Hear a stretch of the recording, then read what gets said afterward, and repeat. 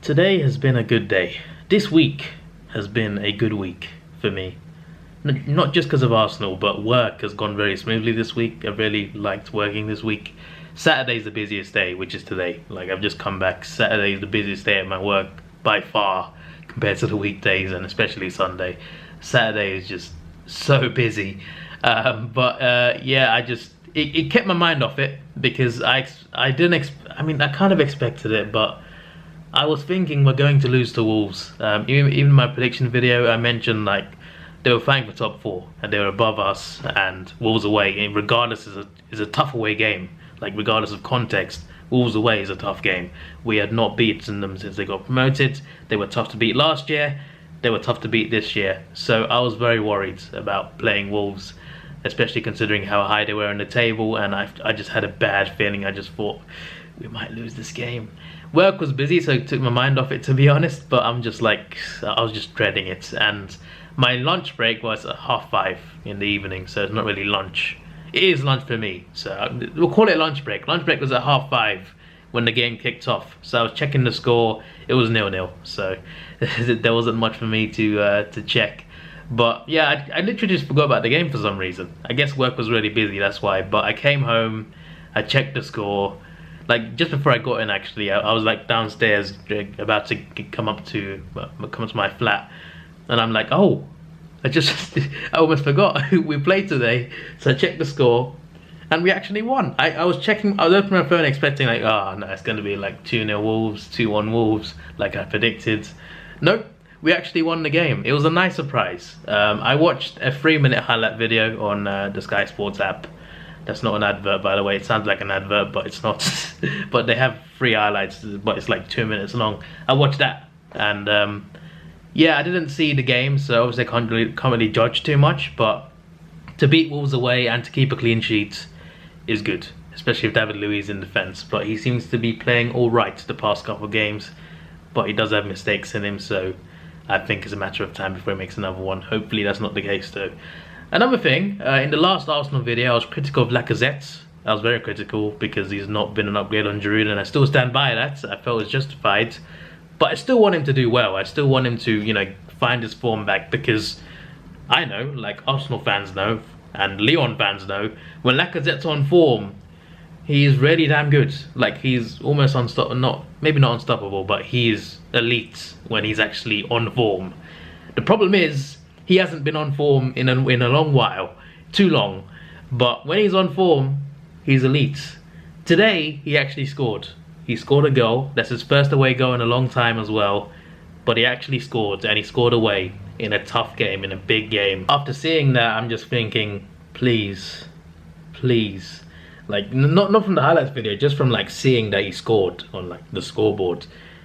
I'm really hoping this is a confidence boost for him, because I know how good he can be when he's on form. He just needs to find that form. Hopefully this is the start of something, because we can't just rely on Aubameyang.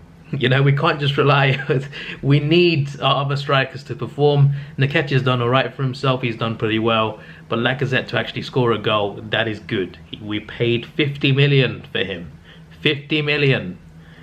We need goals, alright? He was a good goal scorer when we signed him. He was a good goal scorer when he first played for us the first couple of years. He has not been too good recently, alright? We need him to step up. And hopefully this is a start, hopefully. It might not be, but hopefully. Willock as well played well, based on the 3 minutes. But he got a good assist for Lacazette's goal. He almost got a third for us as well.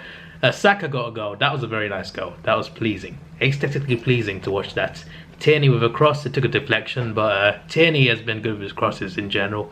He looks dangerous when going forward, and that's good. Like, we need fullbacks who can do that, and Tierney is clearly a talent. Hopefully he stays there for a while, because he could be a top left back for us. He already is, in my opinion, but he could be so much better than he already is. But going forward, he's a threat. He looks good at the back, so I'm really liking him as a left back. I'm so glad we signed him. He was one of the best signings for this season, that's for sure. We clearly needed him after Monreal. Like, Monreal was so good for us for a while, but the last couple years for us last year and a half, I guess, he was terrible. Before that, he was great. He was fantastic at left back for us. I was surprised by how good he was. And he even got Player of the Month nomination at one point. I think it was November 2 seasons ago. I don't know why I'm mentioning that, but the point is, he was playing really well for us. He was recognised as a great left back by not just Arsenal fans. But he started to decline. So we needed to upgrade. We needed to get someone else in, and Tierney looks like the real deal for us, which is great to see. But yeah, deflected cross, but you know, he looks like a threat going forward. He puts crosses in. We needed that. Like, I kind of missed the days of Bakary Sagna, because he was so good with his crosses. He put so many crosses into the box for us, for Van Persie or other strikers. The service was so good from Sagna. Tierney from the left as well, he could also be that sort of outlet, and I think that's great. But yeah, Saka's finish from that cross as well, that was so good. That was a nice finish. Signed his contract recently, and now he's got a goal, and he's playing well. That guy's something special. He's not just talented, but he works hard on top of that as well. He's chasing the ball towards the end of the game. He's got a lot of energy in him. He's constantly, when we play him, whenever we play him, he's trying. It's so good to see our youngsters playing well. But hopefully he's not being overplayed. We need to protect him at the same time. Same with Martinelli as well. Obviously he got an injury recently. But I just remember, like, Wilshere. Wilshere was clearly a star for us at one point, but then he got the ankle injury. And I think since that ankle injury, he became injury prone, and then he never really recovered from it. And he's constantly had problems. But if he wasn't ruined by injury, he could have been such a great central midfield player. And when he was fit, he was really good for us, you know. Not the whole time, but obviously in 2010-11 and 2013-14 he was really good. For England in 2015, he got like 7 man of matches, I think, in like 10 qualifiers. He was playing so well, feeding a lot of great balls to Rooney. But again, a talented player whose career got ruined by injuries. And I think it's partly because we overplayed him. So that's why I'm kind of worried about Saka and Martinelli getting overplayed. Martinelli got an injury recently as well. He's got quite a serious injury. I'm just kind of worried about that. But having said that, it's good to see our youngsters playing well. I'm just hoping they don't fall into that, you know. They don't fall into some injuries because they get overplayed. Because I think that's part of the reason why certain players get injury prone. I might be talking nonsense, but I think I'm onto something. I think, like, you shouldn't overplay youngsters. There needs to be some sort of you get what I'm saying. Supporting Arsenal the past, supporting Arsenal since 07. I'm not talking about the failure here, by the way. I'm not talking about the failure. I'm talking about the injuries. We've had serious injuries to key players pretty much every season. I don't know why it happens. Apparently there was something wrong with the medical team, which that's what I thought the problem was. I thought other people mentioned like there was problems with the training methods or something, Wenger's training methods. But when Emery came in, we had the same injury problems.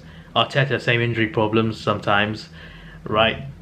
I don't know what the problem is, but it can't just be bad luck. Like, there's something wrong with something at Arsenal. Because if you look at our history of injuries over the years since 07, it's ridiculous. The amount of Robin van Persie, right? Literally almost every season he got a serious injury. It was ridiculous.